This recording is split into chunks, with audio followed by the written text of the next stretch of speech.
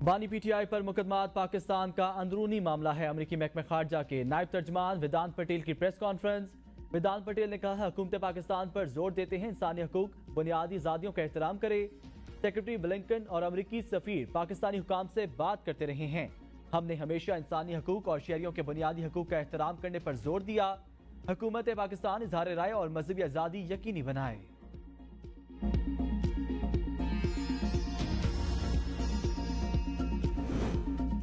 4 जुलाई को बरतानिया में वोटिंग का आगाज पाकिस्तानी वक्त के मुताबिक सुबह 11 बजे होगा।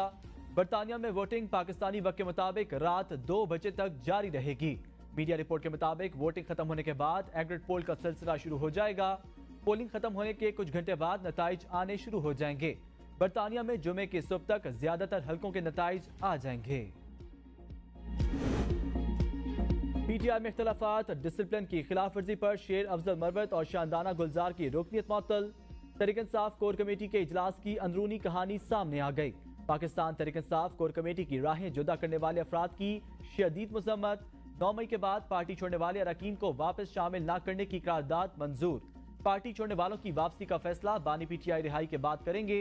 इजलास में कहा गया, मुश्किल वक्त में पार्टी छोड़ने वाले लोग कभी काबिल कबूल नहीं होंगे।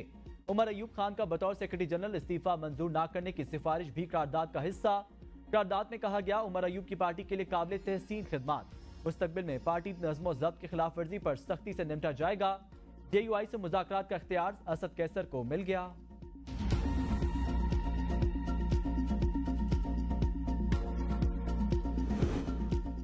पीटीआई की आदत और छोड़कर जाने वाले आमने सामने। शेख वकास अकरम कहते हैं, पीटीआई के मौजूदा रहनुमा पार्टी के मामे भी हैं और चाचे भी। अगर फवाद चौधरी को इतना दुख है तो पार्टी छोड़कर ना जाते। वो आईपीवी में शामिल भी हुए और दूसरों को पार्टी छोड़ने की तरगीब भी देते रहे। फवाद चौधरी के अब पीटीआई का हिस्सा नहीं, बानी पीटीआई को माइनस करने का कोई सोच भी नहीं सकता। ये वो लोग हैं जिन्हें बानी पीटीआई ने पहचान दी। इन लोगों को अपनी बुराई पर शर्मिंदगी नहीं। इन लोगों की पार्टी में वापसी का फैसला बानी पीटीआई ही करेंगे। फवाद चौधरी कहते हैं, मैं पीटीआई में हूँ। शेख वकास ऐसे ही मामे बन गए। इनको तो मैंने कुछ नहीं कहा।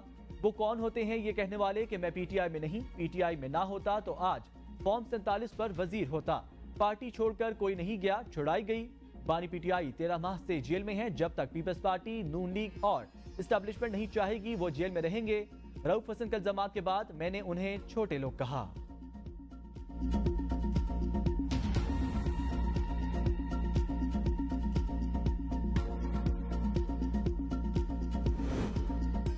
एमक्यूएम और पीपल्स पार्टी एक बार फिर आमने सामने। खालिद मकबूल सिद्दीकी ने कहा, सानिया सकूत ढाका के चंद हफ्ते बाद जुल्फिकार भुट्टो ने इख्तिदार संभाला।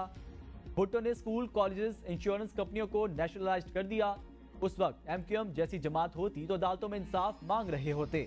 हम मायूसी की हद तक चले गए थे। 56,000 नौकरियां 50 साल से तासुब और नस्ल परस्ती पर दी जाती थी। सिंध के शहरी इलाकों में भर्ती करने के लिए लोगों के जाली डोमिसाइल बनाए गए। हमें हक मिला, लेकिन ताखीर से मिला। पिछले 50 सालों से जो कुछ हुआ मुनज़्ज़म साजिश के तहत हुआ। शर्जील मेमन ने रद्द अमल में कहा, खालिद मकबूल सिद्दीकी ने शहीद भुट्टो के खिलाफ जहर उगला। शर्जील मेमन का खालिद मकबूल सिद्दीकी से माफी मांगने और गवर्नर सिंध से मुस्ताफी होने का मुतालबा। कहा, खालिद मकबूल का कोटा सिस्टम की बात करना मुनासिब नहीं। जुल्फिकार अली भुट्टो के खिलाफ बयानबाजी कबूल नहीं। भुट्टो के लिए कहना पाकिस्तान को तकसीम किया, डूब मरने का मकाम है। पहले जी भाई करते थे। कायद पर मुश्किल वक्त आया तो उसे छोड़ गए।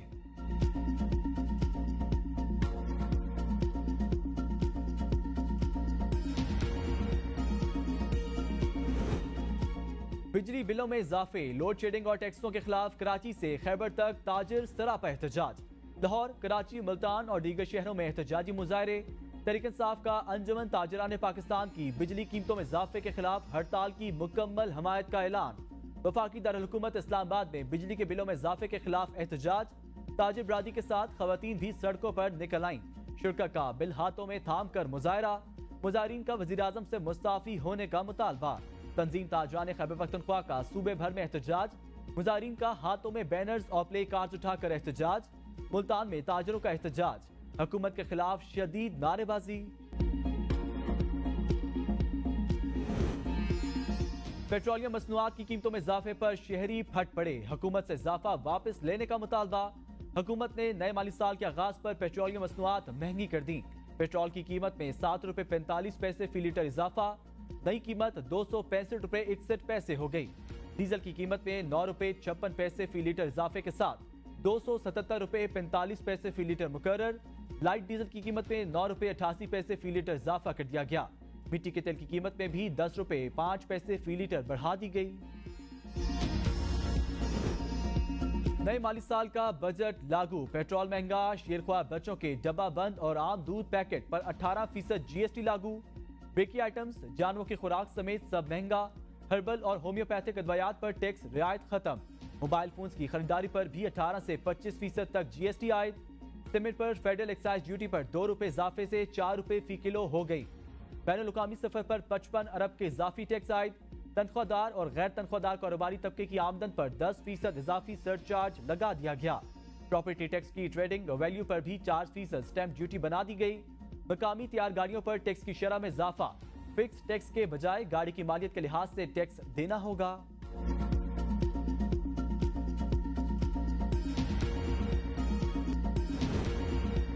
सुप्रीम कोर्ट में सुन्नी इत्तेहाद कौंसिल की मखसूस नशिस्तों के केस की समाअत आज फिर होगी। चीफ जस्टिस काजी फाजीसा ने रिमार्क्स में कहा, तहरीक इंसाफ ने साल का वक्त लेने के बावजूद इंट्रा पार्टी इंतखाबात नहीं करवाए। 13 रुकनी फुल कोर्ट ने समाअत मुकम्मल होने का इंदिया दे दिया।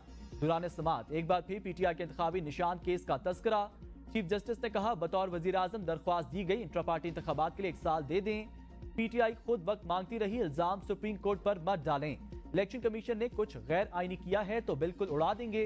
हर इलेक्शन में धांधली का इल्जाम लगता है। हारने वाला कहता है इंतखाबात ठीक नहीं हुए, हम इदारे की कदर नहीं करते। वकील इलेक्शन कमीशन ने अदालत को बताया, मेरी उर्दू कुछ कमजोर है, साहबजादा को शहजादा कह देता हूँ। जस्टिस मंसूर अली शाह ने कहा, काश मेरा चीफ जस्टिस जैसा दिमाग होता, पढ़ते ही सब समझ जाता, लेकिन आम आदमी हूँ।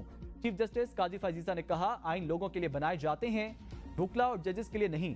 आइन लोगों की प्रॉपर्टी है, आइन ऐसे बनाया जाता है कि मैट्रिक का तलबे इल्म भी समझ जाए।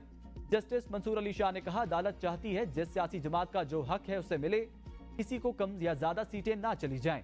चीफ जस्टिस ने दरियाफ्त किया, हक है क्या, सुप्रीम कोर्ट ने आइन को देखना है।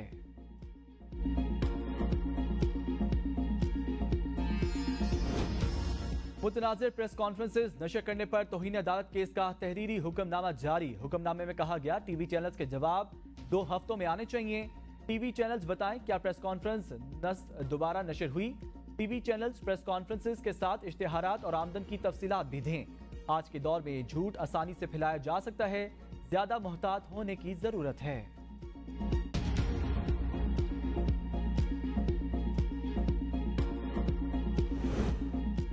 सुन्नी इत्तेहाद कौंसिल की मखसूस नशिस्तों का केस, जस्टिस जमाल मंदुखेल ने इस्तफसार किया। पहली समाअत पर आपने कहा, पीटीआई के डिक्लेरेशन और सर्टिफिकेट जमा करवाएं। इलेक्शन कमीशन के रिकॉर्ड के मुताबिक चंद कागजात में दोनों चीजें मौजूद, चंद में नहीं। कौन सा बयान दुरुस्त है? बैरिस्टर गौहर ने कहा, हर उम्मीदवार 2-2 फॉर्म जमा करा सकता है। आजाद उम्मीदवार और तहरीक इंसाफ के जमा कराए इलेक्शन कमीशन एक फॉर्म लाया है, तहरीक इंसाफ के फॉर्म भी मंगवाएं। जस्टिस अतर मिनल्ला ने कहा, अदालती फैसले की गलत तशरीह करके किसी जमात को नाअहल करना असल सवाल है। सुप्रीम कोर्ट के फैसले की गलत तशरीह से इलेक्शन कमीशन का पूरा मौकिफ खराब हो जाता है।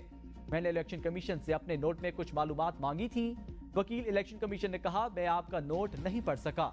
जस्टिस आयशा मलिक ने इस्तफसार किया, गुज़श्ता इंतखाबात में बाप पार्टी को खैबर पख्तूनख्वा में मखसूस नशिस्तें कैसे दी गई थी? इलेक्शन कमीशन एक मामले पर 2 मुख्तलिफ मौकिफ कैसे ले सकता है? वकील ने कहा, बाप पार्टी को नशिस्तें देने का फैसला कानून के मुताबिक नहीं था। मौजूदा इलेक्शन कमीशन ने तमाम फ्रीकेन को सुनकर फैसला किया।